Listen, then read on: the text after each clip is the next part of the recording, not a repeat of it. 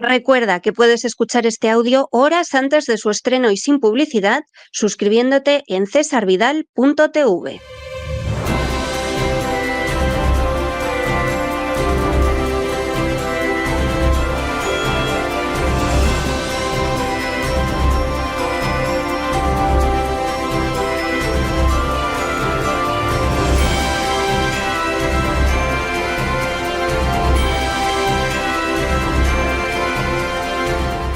Candilejas, teatro y espectáculo con César Vidal.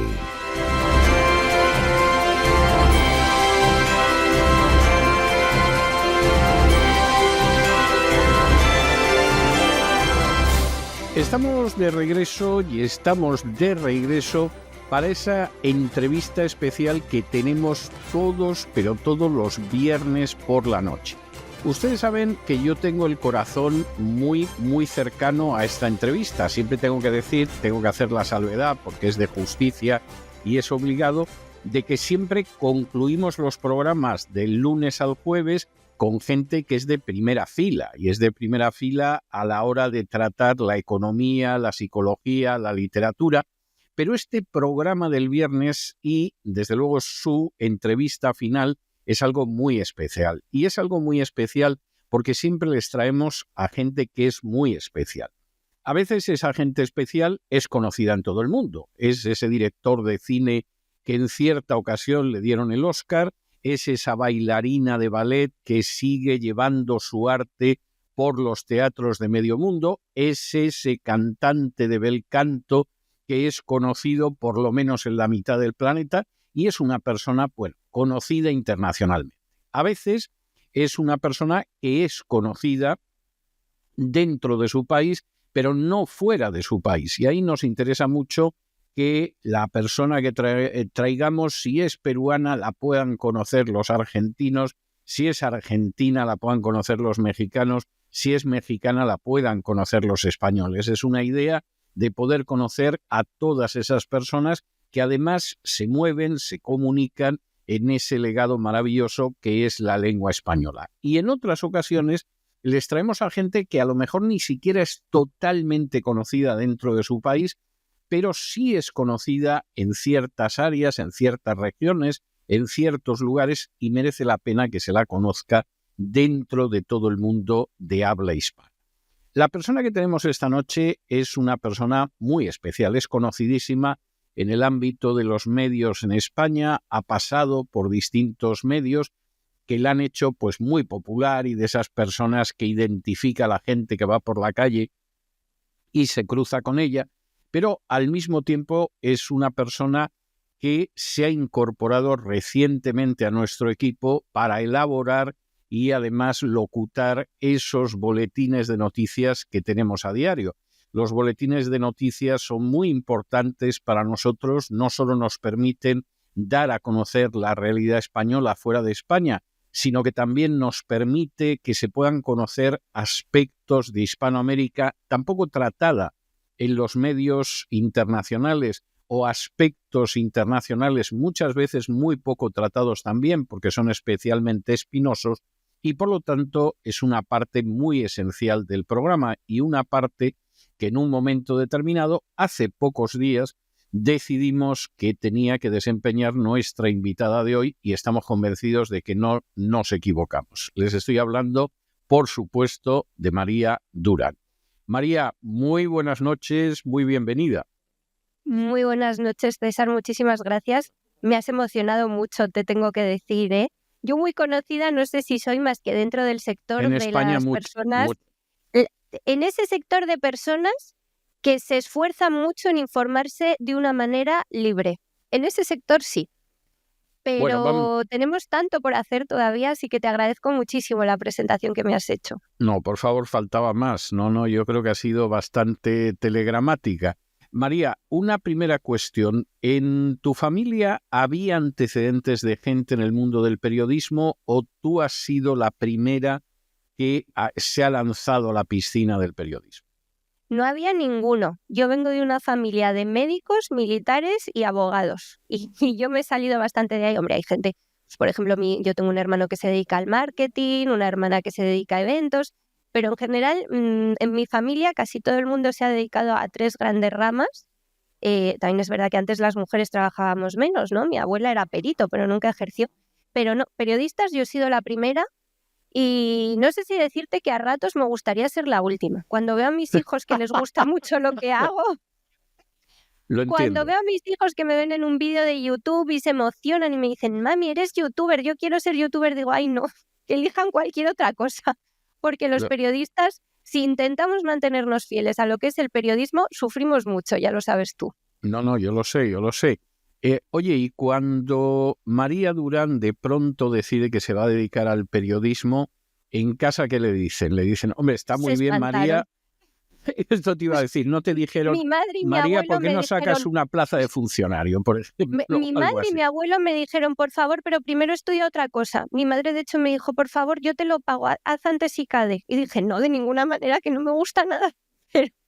Pero no, no me he arrepentido de no haberles hecho caso porque yo tengo mucha vocación periodística. A veces la pierdo, ¿eh? A ratos me caigo y digo, madre mía, lo bien que estaría yo en una empresa, en una Sí. multinacional, trabajando de 9 a 5, ganando más dinero, pero luego digo, no, tenemos una función. Tenemos una función y yo desde que soy madre la veo más clara. Digo, somos unos peleones, César. Aquí estamos con el mundo en contra, con esas multinacionales en las que afortunadamente no trabajamos en contra, con gobiernos en contra, con organismos supranacionales que no hemos votado en contra. Pero aquí seguimos porque confiamos en que ganaremos y en que a nuestros hijos, yo espero, les dejaré una situación mejor de la que vivo yo. ¿Cuándo decide María Durán o cuándo empieza a sentir el gusanillo del periodismo María Durán? Pues el gusanillo pronto, con 14, 15 años, ya cuando me decían que vas a estudiar, decía voy a estudiar periodismo o comunicación. Ya antes de pequeña, sin saber lo que era el periodismo, yo recuerdo que mi abuelo era muy, muy, muy aficionado a la política, igual que yo. Yo creo que la persona dentro de mi familia más aficionada a la política, quitándome a mí, mi abuelo materno, que al otro casi no lo conocí. Y él no se perdía las noticias de mediodía, de por la noche, aunque hubiese visto las del mediodía, las volvía a ver por la noche. Y entonces yo me recuerdo sentada a sus pies, bastante pequeña, a lo mejor no tanto porque ya sabía escribir, quizá tenía 8 o 9 años. Y yo veía con él el telediario de Televisión Española, veía a Ana Blanco, esa presentadora mitiquísima que se ha jubilado hace muy poco, que no Sí. cambió durante los 20 años que yo la recuerdo, siempre tenía exactamente el mismo corte de pelo. Y que era muy tibia, además. Yo creo que Sí, Ana Blanco no le sí, molestaba a nadie porque era a nadie. tan monocorde y tan tibia que nadie se podía sentir ofendido con ¿Verdad? ella. Sí, ¿Verdad? sí, Casi sí. ni nos hemos enterado que se ha marchado, no lo hemos Sí, sí, notado. sí. Y yo la veía hablando a cámara y yo recuerdo que a veces captaba mi atención, no entendía todo, con 8 o 9 años pues tampoco entendía todo lo que contaba, pero lo que yo entendía lo escribía en un folio. Y entonces luego en la mesa de centro de mis abuelos cogíamos unos banquitos que había en los que pues, se apoyaban a veces así. Y nos sentábamos las dos, yo ponía a mi hermana y entonces yo leía una entradilla, yo no sabía todavía que estaba leyendo una entradilla, pero yo le hacía leer una entradilla levantando un poco la vista y yo leía otra, porque como el telediario lo presentaban dos, eran un hombre y una mujer, Sí, pero mis sí. hermanos no sabían leer, pues yo ponía a mi hermana y presentábamos un telediario entre las dos. Así que fui creciendo y dije, bueno, pues si lo que me gusta a mí hacer es esto, y además empecé a leer y a escribir. Siempre leí mucho, pero empecé ya con 14, 15 años a escribir mucho. Leía opinión y la replicaba, luego hacía columnas yo a mano, que no se las enseñaba a nadie, y ahí dije, pues voy a estudiar periodismo, y eso hice. Está muy bien. ¿Y cuándo es cuando tú pasas de sentar a tu hermana para que te dé la réplica en el telediario casero? ¿Cuándo pasas de todo eso y de esa afición tan primitiva, o sea, tan prístina? ¿Cuándo pasas a empezar a trabajar en el periodismo? Pues a los pocos días de cumplir 19 años me incorporé a Intereconomía. Yo supongo que tú recuerdas la época del boom de Intereconomía en Lo tiempos del recuerdo gobierno de Zapatero. perfectamente. Sí, aquello fue una época que no va a volver, me imagino, como No. tantas cosas que no vuelven, pero efectivamente fue la época absolutamente de oro de Intereconomía. Sí, la oposición a Zapatero fue Julio Ariza desde Intereconomía. Luego el Partido Popular lo traicionó, por supuesto, como traiciona siempre a todo el mundo, ¿no? Pero Sí. realmente parte importante del cambio sociológico en España yo creo que se gestó desde Intereconomía. Las audiencias eran impresionantes, se llegó a tener más personal que en Telecinco. Y yo veía con mis padres todas las noches El Gato al Agua, una tertulia política que sigue existiendo, que en aquella época era un poco distinta. Siempre iba un tertuliano de izquierdas para pelearse con 3 de derechas, o sea, el formato para gente que pensaba como yo, que ya estaba muy politizada, era muy divertido y además uno ganaba, se llevaba el gato al agua. Era distinto del que yo tenía que sufrir en Telecinco, donde tenía a 3 de izquierdas intentando apalearme. Yo tenía lo contrario, pero la verdad es que con una mano a la espalda los tenía a raya. O sea, no pienso engañar a nadie ni mentir, porque me parece que era gente que en el plano discursivo y en el plano de lo que decían, y eso que eran de los mejores de la izquierda, pues la verdad es que tenía muy poca sustancia. Pues fíjate. No voy a decir nombres para que nadie se sienta ofendido, pero los recuerdo a todos. Espero que en privado sí. Luego nos cuentes alguno. Sí, hombre, y la gente que lo viera en aquel entonces, estoy hablando de hace algo más de 20 años, pues claro que lo recordará. Alguna de las personas incluso ha fallecido, ¿no? Pero verdaderamente pues era todo lo contrario de lo que pasaría luego en Intereconomía. Claro. ¿Y cómo fue esa experiencia? Bueno, pues no entré en El Gato al Agua, yo acababa de empezar, solamente había hecho parte de primero de periodismo, con lo cual no podía hacer ningún tipo de prácticas remuneradas todavía, que se empiezan en segundo, etcétera. Pero bueno, yo a través de un conocido, que es Diego Martínez Perán, que es ahora mismo es director de Intereconomía Radio, y yo lo considero uno de mis mentores, pues escribí que quería colaborar. Lo que pasa es que no me colocaron en El Gato al Agua, me colocaron en programas económicos, que yo me quedé espantada. Estuve primero en cierre de mercados y luego en el balance. Nunca me llegó a encantar el periodismo económico, pero es verdad que aprendí muchísimo y lo agradecí. Luego lo he agradecido mucho a lo largo de todos los años posteriores, porque entender las noticias económicas te hace muchas veces entender las políticas. Eso es así. Es verdad, eso es así. Entonces, bueno, no te digo que sea mi ansia volver al periodismo económico, pero por ejemplo me encanta escuchar a Lorenzo, cómo cuenta todo, porque Lorenzo te hace entender el trasfondo de muchísimas cosas. Si es que al final el dinero es el dinero. Sí. Y una vez que uno entiende cómo se mueve el dinero, entiende casi cómo se mueve el mundo al completo. A ti en un momento determinado te pasan de los programas económicos a informativos. ¿Cómo fue eso? Sí, pasa Pilar García de la Granja, que ella llevaba El Balance, que era un programa económico, pero que ya cada vez tenía más parte política. Tenía todos los días al final una tertulia política. Y entonces a ella la nombran directora del informativo de la noche y pide que una serie de personas del equipo cambien con ella el nuevo programa. Y una de esas personas fui yo, fui muy afortunada.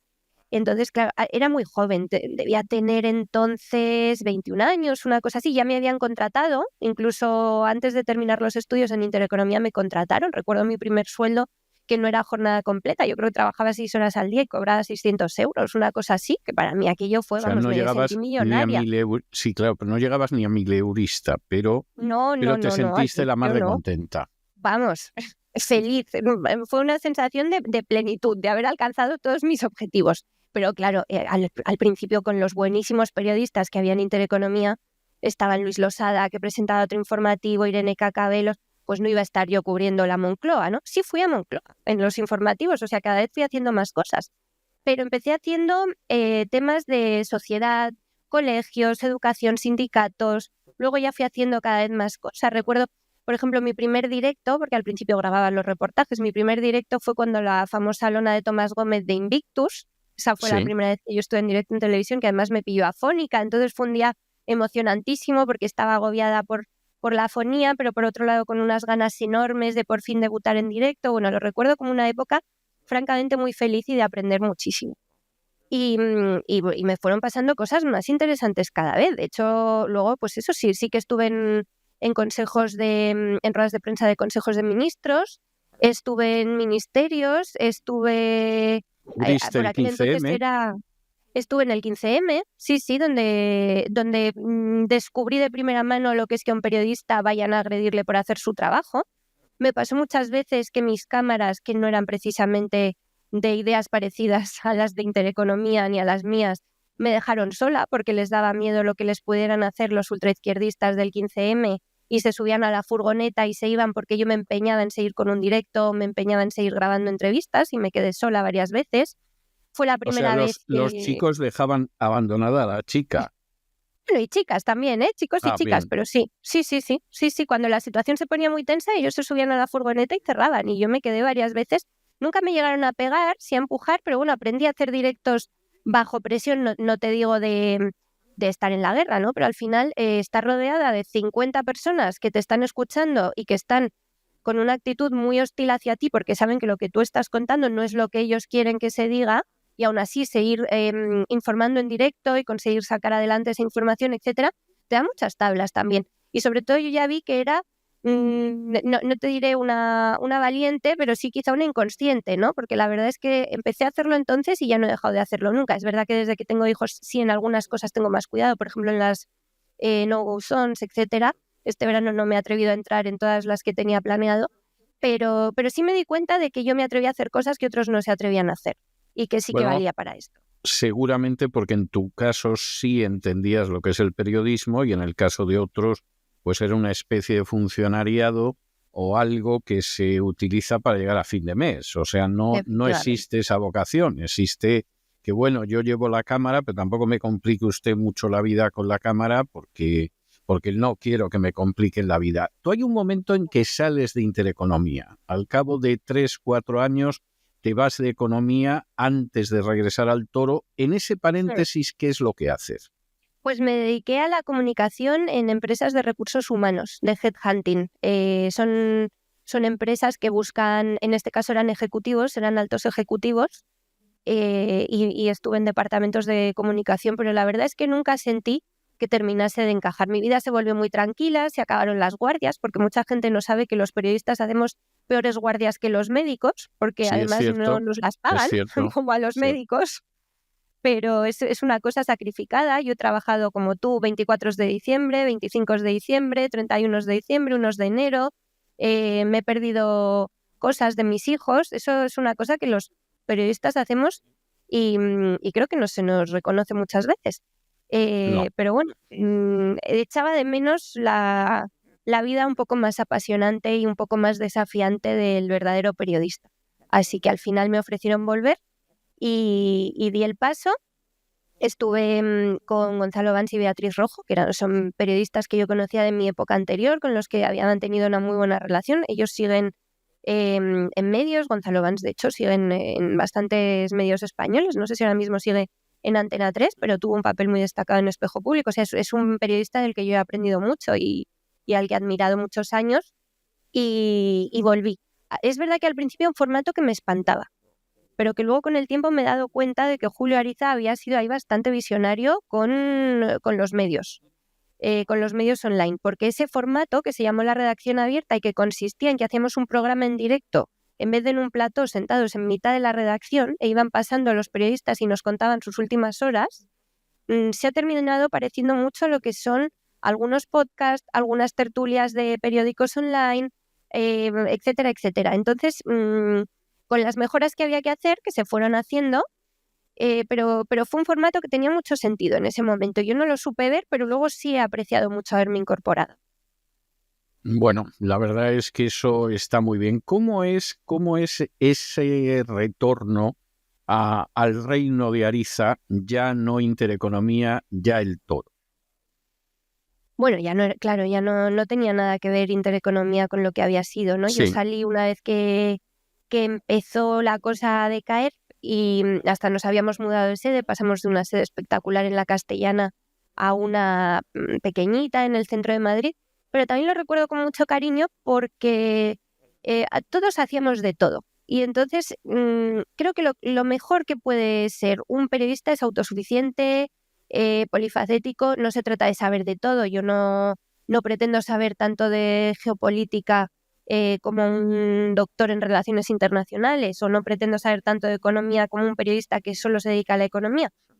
Pero cuanto más puedes tratar, cuanto más puedes abarcar y cuanto técnicamente más puedes sacar tú de ti mismo, mejor, ¿no? Te sirve para luego en situaciones, pues eso, si tienes que ir fuera de España a cubrir algo y no cuentas con un cámara o no cuentas con apoyo técnico, poder sacar adelante trabajo que en otras condiciones si no, no podrías hacerlo. Entonces yo creo que en ese sentido, contar con pocos recursos, al final a nosotros lo que nos hizo fue ser más válidos y más profesionales. Lo creo, sí, lo creo totalmente. Vamos, no siempre sucede eso. O sea, la escasez de recursos no necesariamente es el camino para hacer un trabajo profesional, pero no cabe la menor duda de que en muchos casos constituye un acicate y el trabajo profesional que se hace es absolutamente excelente. Pasaste después del Toro, pero muy fugazmente por OK Diario. ¿No te terminó de gustar OK Diario? Bueno, me gustaba mucho OK Diario y me gustaba mucho el director y yo de hecho sigo manteniendo una muy buena relación con el director. Lo que no me gustó fue el trabajo. Estuve en continuidad. Continuidad es la mesa, tú lo sabes que la mesa de un periódico es horrorosa. Es una pobre gente que es la que menos cobra del periódico, pero la que es responsable de cada errata y cada error que se publica, porque son los que editan a todos los demás periodistas, son los que hacen las guardias, precisamente de vacaciones, de fines de semana, de noches, etcétera. Son los que cubren aquellos asuntos que no tienen periodistas especializados. Por ejemplo, si no hay sección de internacional, son los redactores de la mesa los que se encargan. Entonces era un trabajo estresante y en el que yo veía que ni iba a aprender mucho ya, porque al final picar lo tenías muy sabido. Sí. Picar teletipos a nadie le enseña mucho, ¿no? Ni a nadie le puede generar pasión. Entonces, pues, y además llegó un momento que con mis guardias nocturnas me era muy difícil cuidar bien de mis 2 hijos que nacieron mientras yo estaba en OK Diario. Entonces, yo a OK Diario le guardo mucho agradecimiento en el sentido de que es la empresa en la que yo fui madre, pero por otro lado, pues vi que mi salida se tenía que producir porque yo necesitaba hacer un trabajo, primero que me permitiese dedicarme a mi familia, que para mí mis hijos son muy importantes, son lo más importante del mundo, obviamente, pero segundo que necesitaba volver al periodismo, a la calle, a plató, a contar, a informarme, a hablar con fuentes y eso lo volví a hacer en el Toro.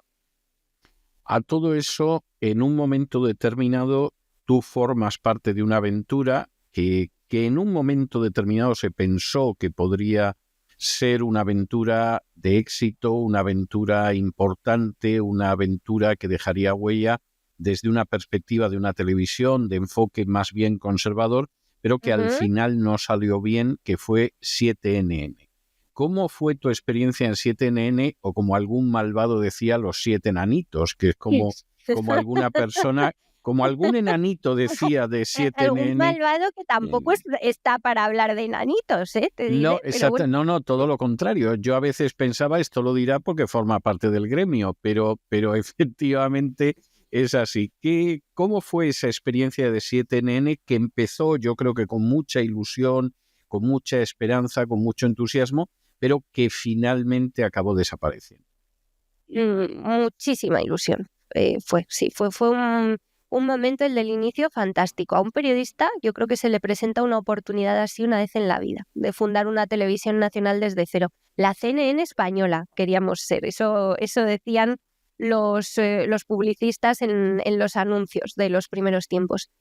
Y eso se torció, la verdad. O sea, estaría mal eludir responsabilidades y decir que todo fue culpa de un directivo. Hombre, pues tuvimos un director que yo creo que fue desastroso. No he oído a nadie decir que su gestión no fue mala, pero al final ahí trabajábamos unas 50 personas y entonces entiendo que las responsabilidades, algunas las debemos repartir entre todos. Yo le he dado muchísimas vueltas al tema y hombre, sí tengo claras algunas cosas que fallaron. La distribución no es que fuera buena ni mala, es que no se hizo directamente. Quizá nos precipitamos, no sé, en crear unos sets preciosos, unos platos preciosos, no lo sé, quizá teníamos que haber apuntado a ir a algo más seguro, ¿no? Viendo el auge más de los al contenido que al continente. También eso por un lado, pero por otro lado quizá teníamos que habernos centrado en lo que sabíamos hacer muy bien, que era lo digital. Muchas personas que estábamos ahí ya llevábamos años, pues algunos en el Toro, donde la emisión tiempo solamente ha sido en televisión en Madrid, el resto de gente nos tenía que ver por internet y nos veía,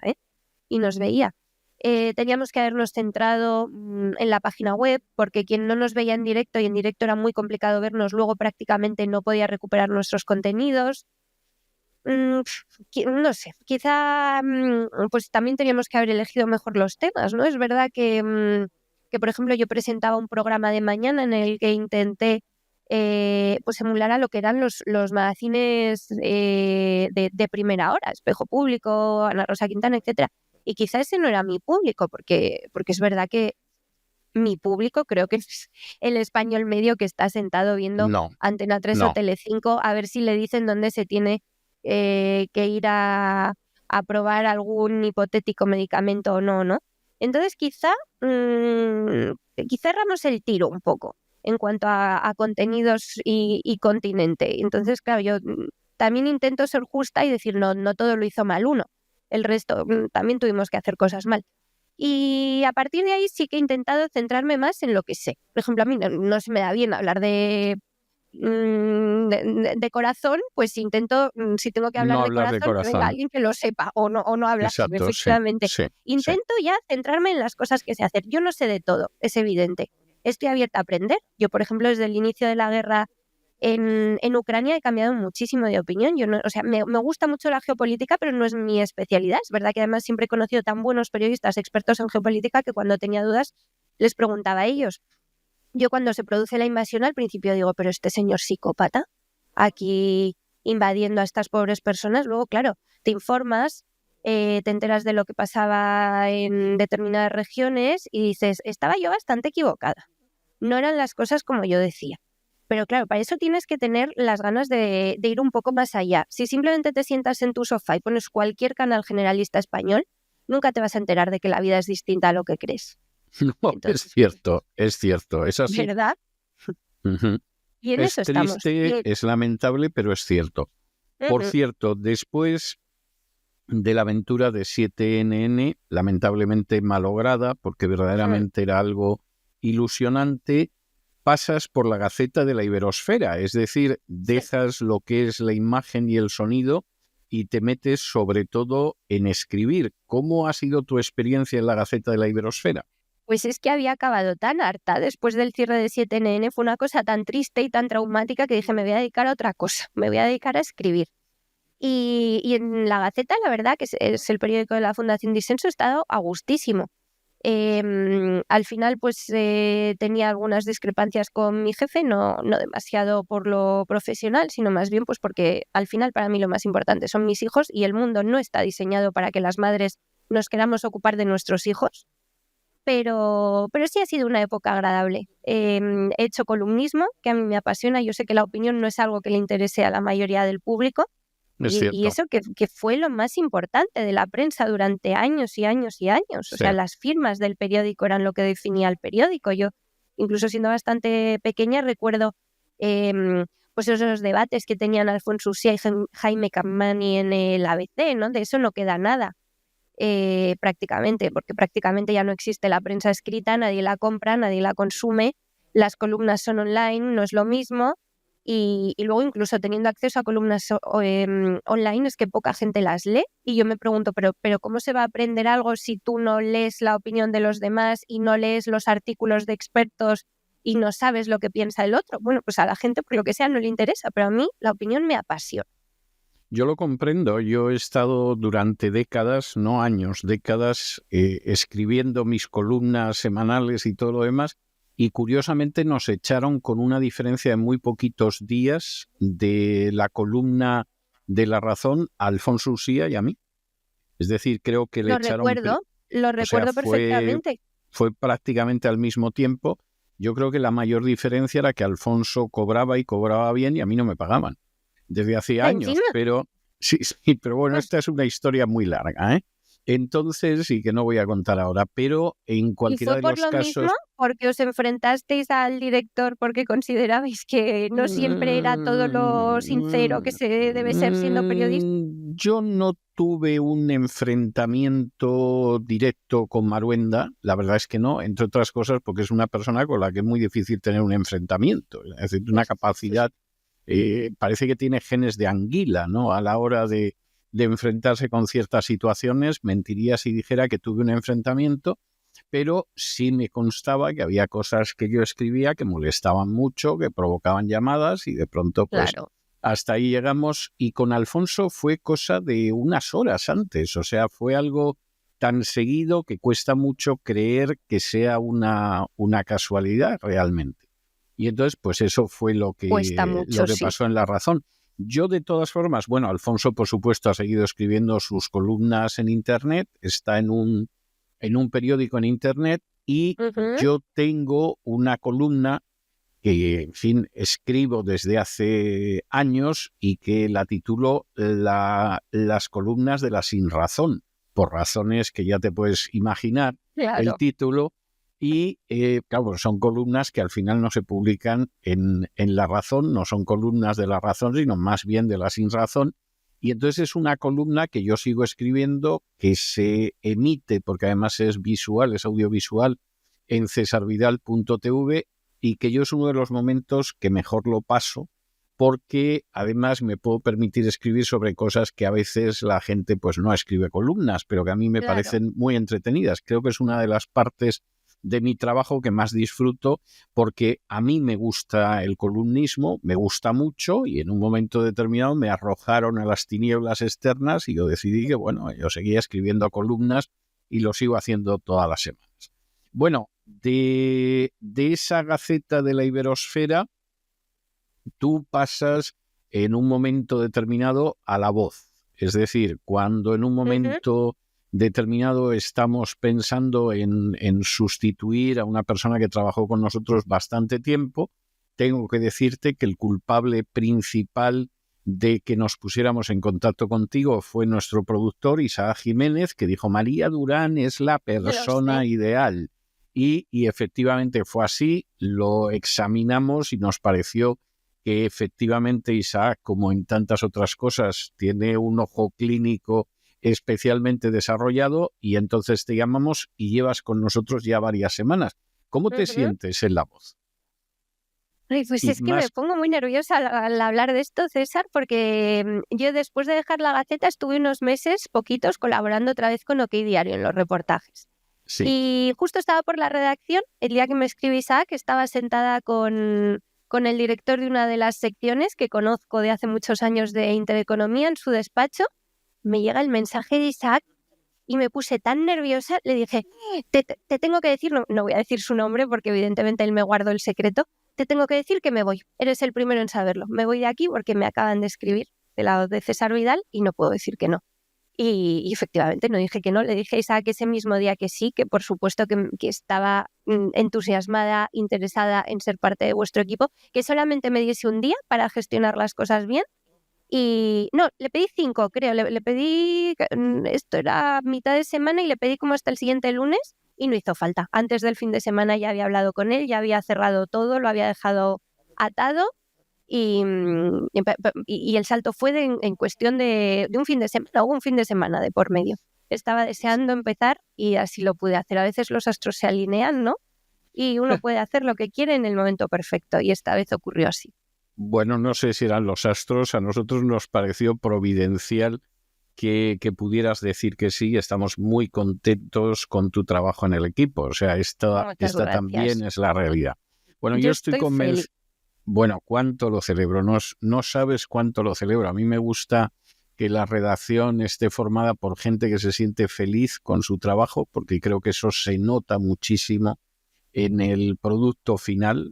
Yo creo que una de las claves del éxito de La Voz es lo bien que nos llevamos todos los miembros del equipo, lo que disfrutamos haciendo el programa, e incluso que a veces, en situaciones que son trágicas, nunca perdamos la esperanza, nunca perdamos la fe, nunca perdamos el entusiasmo, e incluso hasta a veces podamos ver con cierto grano de comicidad lo que está sucediendo en el mundo, precisamente para que la gente no se desmorone, no se deje llevar por el desánimo ni por la desazón. De modo que en ese sentido... Lo intentamos, ¿verdad? Lo intentamos. No, nosotros lo conseguimos, pero porque ya llevamos muchos años trabajando y estamos muy curtidos, pero la idea es que efectivamente tú también te puedas sentir así. María, yo estoy convencido de que los oyentes del programa La Voz saben por lo menos algunas cositas más acerca de ti, se dan cuenta de la persona que eres, sobre todo aquella gente que no viene de España. La gente que vive en España, por supuesto, es sobradamente conocida desde hace años, pero para aquella gente que está entre la población hispana de los Estados Unidos o entre la población hispana al sur del Río Grande o del Caribe, pues María Durán ahora es una persona un poquito más conocida que ese trabajo que realiza todos los días. Cuando yo realizaba estas entrevistas en directo, vis a vis, en un estudio de radio, siempre tenía la costumbre de regalar uno de mis libros dedicados a la persona que, como tú, había tenido la paciencia y la gentileza de someterse a la batería de preguntas. Es verdad que siempre les decía que no estaban obligados a leerlo, era simplemente algo, en fin, un pequeño detallito de gratitud, y lo que sucede es que en el ciberespacio eso es imposible, y entonces a la gente yo le tengo que dejar pues una melodía, una canción, algo que sirva como una pequeña muestra de gratitud, como en tu caso, pues porque nos has atendido durante todo este tiempo, que llevamos hablando más de media hora, vamos cerca de los 3/4 de hora, aunque a mí se me ha pasado como si hubieran sido 2 minutos. Y a mí también, ¿eh? Estaba mirando ahora el reloj y me he quedado, he dicho, ya llevamos Sí, este porque tiempo. porque esto es una conversación agradable entre amigos siempre, y como nadie se dedica a preguntar sobre la vida privada de la otra persona, sobre qué piensa sobre los temas más retorcidos y que en muchos casos además seguramente no conocerá, no sería tu caso, pero sí el de mucha gente, sino que lo que intentamos es trazar una semblanza humana de la persona a la que traemos.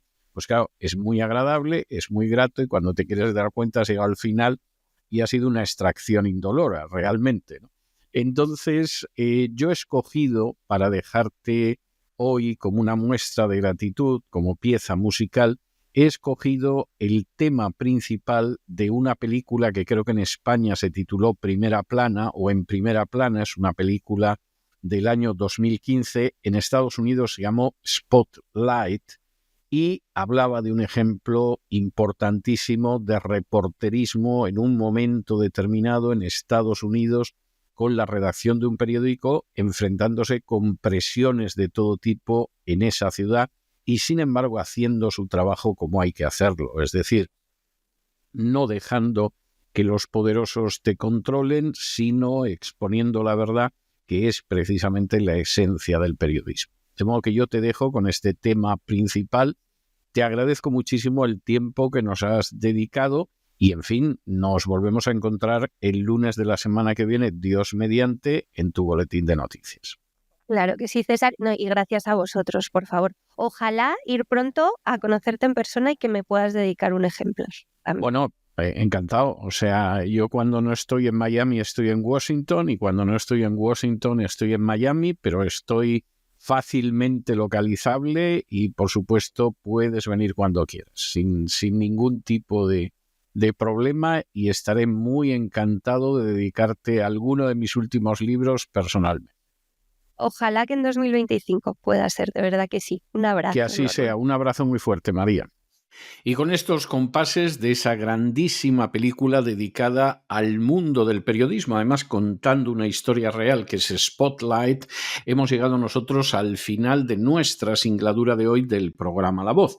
Esperamos que lo hayan pasado bien, que se hayan entretenido, que incluso hayan aprendido una o dos cosillas útiles, y los emplazamos para el lunes de la semana que viene en este mismo lugar y a la misma hora. Y como siempre, nos despedimos con una despedida sureña. God bless you. Que Dios los bendiga. El programa La Voz es una producción de Artorius Incorporated y al amparo del derecho a la libertad de expresión. No se hace responsable de las opiniones vertidas en el curso del mismo.